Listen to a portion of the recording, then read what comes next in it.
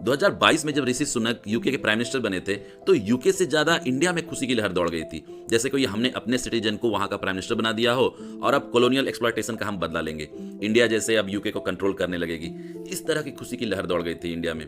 पर समझने वाली बात यह थी कि क्या ऋषि सुनक कोई इंडियन ओरिजिन के हैं? उनके बाप दादा इंडियन ओरिजिन के थे, पर वो तो कोई इंडियन पासपोर्ट होल्डर नहीं है ना, वो तो ब्रिटिशर्स है और उसकी सोच ब्रिटिशर्स है।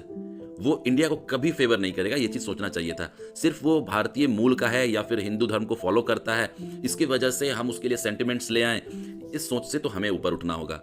और हुआ भी ऐसा ही। जब वो प्राइम मिनिस्टर बने, जब उनका कार्यकाल को अगर हम देखें तो एंटी इंडिया एक्टिविटीज सबसे ज्यादा देखी गई यूके में।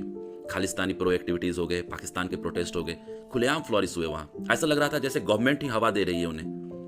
जब वहां पे इन्फ्लेशन सबसे ज्यादा आए, जब उनकी सरकार को बहुत आलोचना झेलनी पड़ रही थी ब्रिटिशर्स से, तब सबसे पहले उन्होंने जो काम किया वो किया कि इंडियंस के लिए जो ग्रेजुएट वीजा है ना वहां पे, उस पर रोक लगाने की कोशिश की, ब्रिटिशर्स के सेंटिमेंट्स को जीतने के लिए।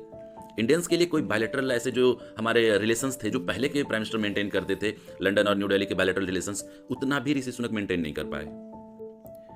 आज यूके में फिर से जनरल इलेक्शंस हैं और ऋषि सुनक के खिलाफ खड़े हैं लेबर पार्टी के कीर स्टारमर। और 3% जो हिंदू वोटर्स हैं यूके के, वो आज भी ऋषि सुनक को फेवर कर रहे हैं, सिर्फ इसलिए कि वो इंडियन ओरिजिन का है और हिंदू है।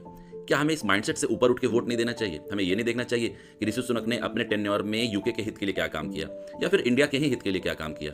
अगर यूके के हित की बात करें तो उनके टेन्योर में इकोनॉमी बहुत ज़्यादा डाउन गई थी, आज उनके हारने की स्थिति इसी वजह से बनी हुई है। और अगर इंडिया की बात करें तो बहुत से ऐसे पॉइंट्स हैं जो इंडिया को फेवर ही नहीं करते, जैसे anti India activities, Khalistani activities, Pakistani protests, ये बहुत ज़्यादा उस टाइम देखे गए थे ऋषि सुनक के टेन्योर में।